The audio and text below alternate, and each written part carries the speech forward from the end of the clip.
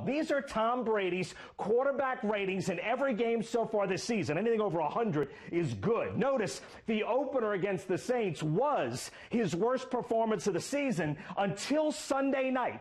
40.4 is not only his worst this season, but it's his worst single game in 14 years. In fact, in 334 NFL regular season and postseason games, it's Brady's third worst game ever. The coverage and the defense overall was that good, and to me, that is the biggest of many positive takeaways in the Tampa Bay rout.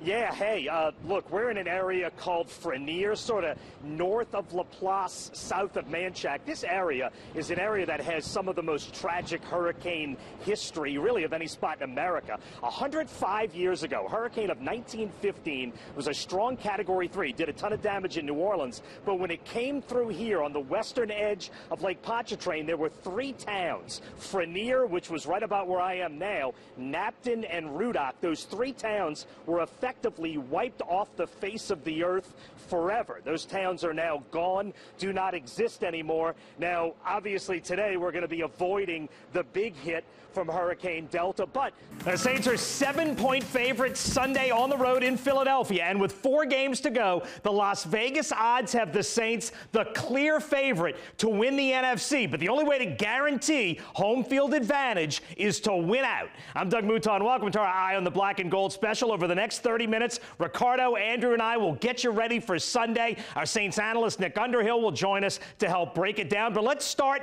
with Andrew Doak live in Metairie. Andrew, Drew Brees not activated today. It is likely Taysom Hill's show Sunday.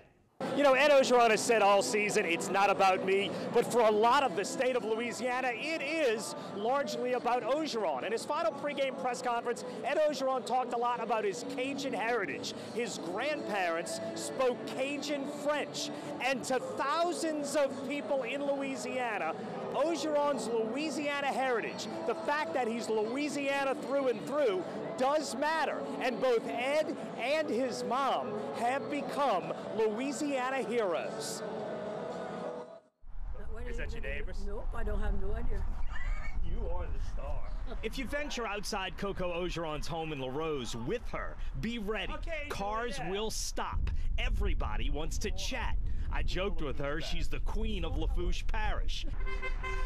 And that ease with people runs in the family. At number 3, there's a sports cliche, next man up. I'm not crazy about it because Sean Payton's job isn't just to plug the next guy in, it's to maximize what the next guy does well. It's more like adapt or die. And Sunday, Payton adapted. There is no next man up to replace these two guys. Mike Thomas and Emmanuel Sanders have combined for exactly 1,100 catches, more than 13,000 yards. So who stepped up? It was two undrafted guys, Marquez Callaway and Deontay Harris. Before Sunday's game, this pair had combined for a grand total of 18 catches for 129 yards. But then Harris had his biggest game as a receiver, 4 catches, 46 yards, and that big touchdown before halftime. Callaway led the Saints with 10 targets. He caught 8 of them. The Saints used Callaway's football IQ. He found holes in the Panthers zone, and they used Harris's quickness. The Saints adapted, and it worked. At number 2,